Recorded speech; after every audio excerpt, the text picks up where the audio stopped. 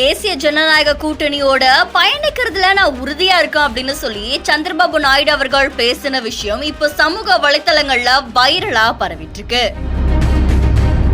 April 19 இருந்து June 1 வரைக்கும் நடந்த தேர்தல்ல 543 மக்களவை தொகுதிகளுக்கான முடிவுகள் வெளியாகிருக்கு. இந்த நிலையில பாஜக 240 இடங்களை கைப்பற்றியிருக்காங்க. இதுல சந்திரபாபு நாயுடு அவர்களுடைய தெலுங்கு தேசம் கட்சி 16 மக்களவை தொகுதிகள்ல இடம் பிடிச்சிருக்காங்க. இதே மாதிரி நிதிஷ்குமார் அவர்கள் ஆந்திர பிரதேசம் அதுக்கப்புறமா பீகார்ல 12 இடங்களையும் வெற்றி பெற்றிருக்கதா தேர்தல் ஆணையம் தகவல் வெளியிட்டிருக்காங்க. பாஜகவோட இந்த 2 கட்சிகளும் கூட்டணியோட இருக்கிறதால மறுபடியும் இந்த கூட்டணி தொடருமா தொடராதா இந்த மாதிரியான பல கேள்விகள் எழுந்து வந்த நிலையில டெல்லிக்கு புறப்படுறதுக்கு முன்னாடி சந்திரபாபு நாயுடு அவர்கள் செய்தியாளர்களை சந்திச்சு பேசியிருக்காங்க.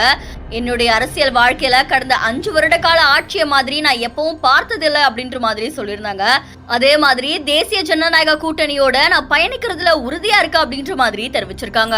அதை தொடர்ந்து அடுத்த கட்ட நடவடிக்கை பத்தி கூட்டணி கட்சிகளோட கலந்து ஆலோசிச்சுட்டு முடிவெடுப்போம் அப்படின்ற மாதிரி சந்திரபாபு நாயுடு அவர்கள் பேசின விஷயம் இப்ப சமூக வலைத்தளங்கள்ல வைரலா பரவிட்டு இருக்கு. இந்த நிலையில மக்களுடைய நலனுக்காக எந்த தியாகத்தையும் நான் செய்ய தயாரா இருக்கேன் அப்படின்ற மாதிரி சந்திரபாபு நாயுடு அவர்கள் பேசினது இப்போ சமூக வலைத்தளங்கள்ல வைரலா பரவிட்டு இருக்கு. இந்த செய்தி தொடர்பான உங்களுடைய கருத்துக்களை நம்மளுடைய பதிவு செய்யுங்க. தொடர்ந்து பல செய்திகளுக்கு ஃபாலோ பண்ணுங்க.